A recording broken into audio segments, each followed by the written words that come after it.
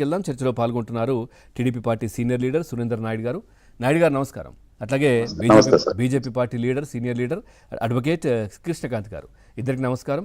ముందుగా నాయుడు గారు, ఏం జరగబోతోంది ఇప్పుడు దీంట్లో? ఖరీదైన వాచులట, ఒప్పందాలట, జైంట్ వెంచర్లట, ఒప్పందాలట, డబ్బట, ఏంది రోజొకటి ఈడీ కాకపోతే సిట్ కాకపోతే ఈడీ, ఈ విధమైనటువంటి డెన్నులు బయటపడుతున్నాయి. ఏది లిక్కర్ స్కామ్కి సంబంధించి అసలు నిజంగా అంత డబ్బు కనిపిస్తూ ఉంది. ఏంటి సార్, ఏం జరగబోతోంది అసలు దీంట్లో?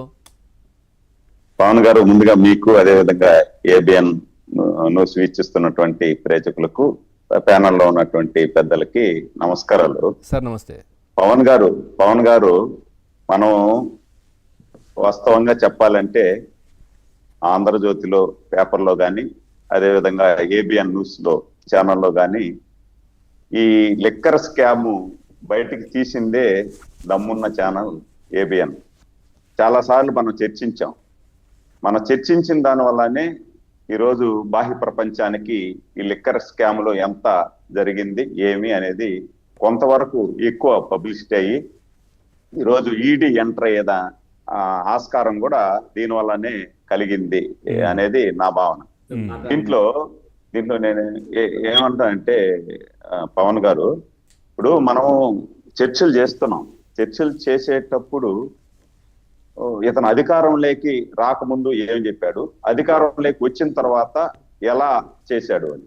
అంటే ప్రతి మహిళకి, అక్క చెల్లెళ్ళకి, అందరికీ కూడా అధికారంలోకి రాకముందేమో నాకు ఓటేయండి, నేను అధికారంలోకి వచ్చిన వెంటనే పూర్తిగా మద్య నిషేధం చేస్తాను, ఒకవేళ ఎవడన్నా తాగాల అనుకుంటే పెద్ద పెద్ద స్టార్ హోటల్కి వెళ్ళాలా, ఆ స్టార్ హోటల్లో రేట్లు అమాంతంగా పెంచేస్తాను, దానివల్ల తాగుడు ఆపేస్తారు అని చెప్పినటువంటి ఈ లెవన్ రెడ్డి అధికారంలోకి వచ్చిన తర్వాత ఓపెన్ చేశాడు బార్లు. ఆయనే ఓపెన్ చేసి ఆయనే ప్రభుత్వం నడుపుతుంది అంటే కొంతమంది అనుకున్నారు, ఒరే ప్రభుత్వం నడుపుతుందంటే అత్యంత మంచి మందు ఇస్తారేమో, రేట్లు కూడా బాగా తగ్గుతుందేమో అనేసి పాపం అందరూ అనుకున్నారు.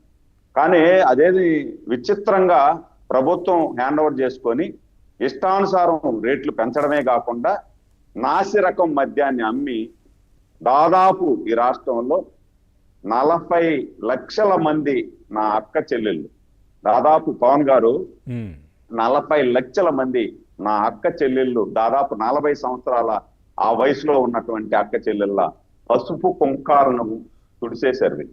ఇంకా చాలా మంది లోపల స్లో పాయిజన్ వల్ల చాలా లోపల ఉన్నటువంటి అవయవాలన్నీ కూడా దెబ్బతిని హాస్పిటల్లో బెడ్ల మీద లేవలేని స్థితిలో, అచేతన స్థితిలో పడి ఉన్నట్టు కూడా మనం చూస్తాము. చాలా మంది ఉన్నట్టుండి చనిపోవడం కానీ, లివర్ ఫెయిల్ అయిందనడం కానీ, హార్ట్ అటాక్ వచ్చిందని కానీ, ఇవన్నిటికీ కారణాలు ఏంటి?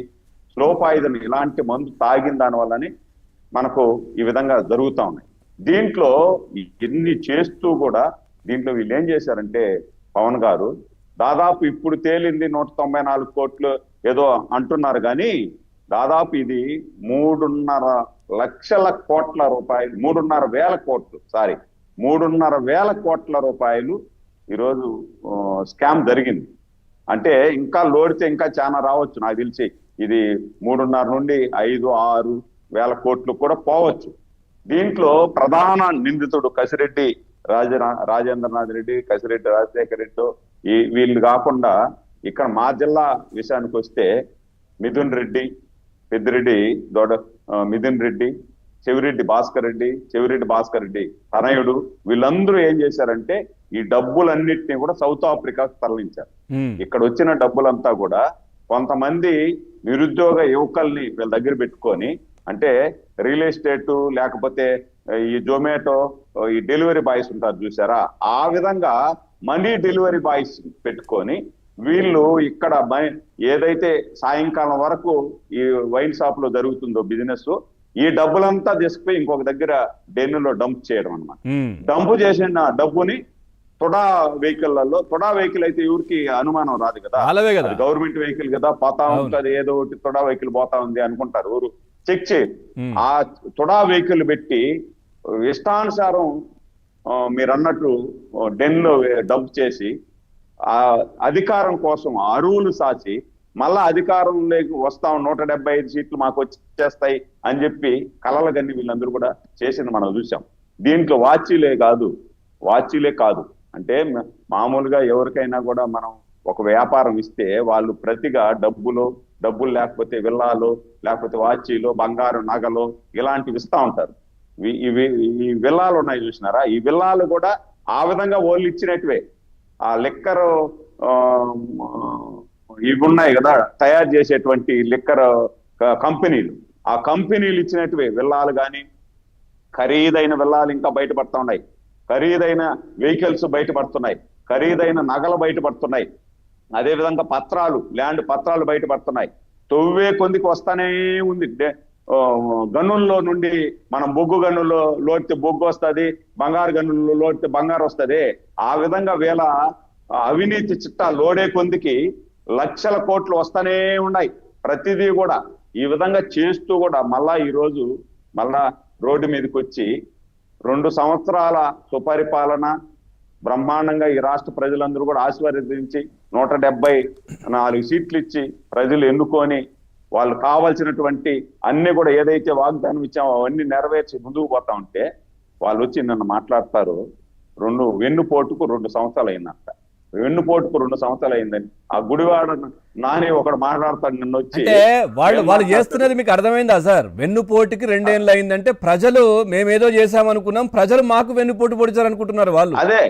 అదే ఇప్పుడు ప్రజలు వీళ్ళ వెన్నుపోటు గొడ్డల పోటు 2 వేసి దాదాపు 100 అడుగుల గోతి తీసి పాచేశారు వీళ్ళని.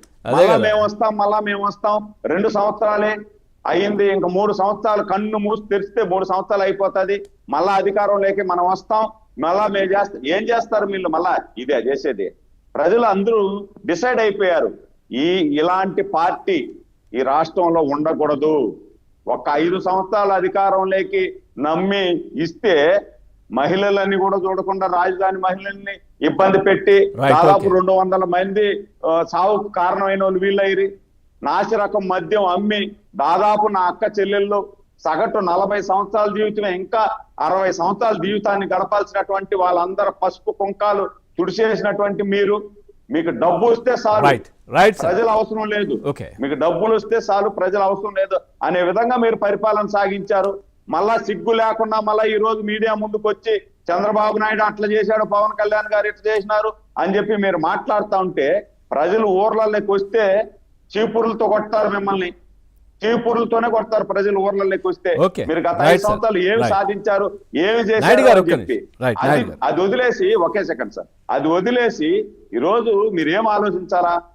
గత 5 సంవత్సరాలలో మనకు 151 సీట్లు ఇచ్చారు ప్రజలు, మనం నమ్మి అధికారాన్ని చలాయించి ప్రజలను పాలించమని చెప్పి మనం ఏం చేశాం అంటే ధనాన్ని సంపాదించినాం, ప్రజా ధనాన్ని దోసేసాం, రాజధాని లేకుండా పోలవరం లేకుండా నాశనం చేసినాం, నాసిరకాన్ని మద్యాన్ని నమ్మినాం, ఇసుక తరలించినాం. ఇన్ని చేస్తే ప్రజలు మనకు 11 సీట్లు ఇచ్చినారు కదా. మనం ఇంకన్నా బుద్ధి తెచ్చుకొని గతంలో చేసినటువంటి తప్పులు ఏమేమి తప్పులు చేశామో ఆ తప్పులు జరగకుండా మళ్ళా మేము పరివర్తన చెందినాము, మళ్ళా మేమేదో మళ్ళా అధికారంలోకి వచ్చేదానికి ప్రయత్నిస్తామంటే ఇంకొక 4-5 సీట్లు వస్తాయి. అది కూడా లేకుండా మీరు మళ్ళా యథేచ్ఛగా మాట్లాడుతూ ఉంటే ప్రజలు ఎట్లా నమ్ముతారు మిమ్మల్ని? సార్ వస్తాను, ఒక్క నిమిషం సార్ మాట్లాడిస్తాను, ఒక్క నిమిషం. కృష్ణకాంత్ గారు నమస్కారం సార్. సుబ్బారావు గారు కూడా జాయిన్ అయ్యారు. సుబ్బారావు గారు నమస్కారం.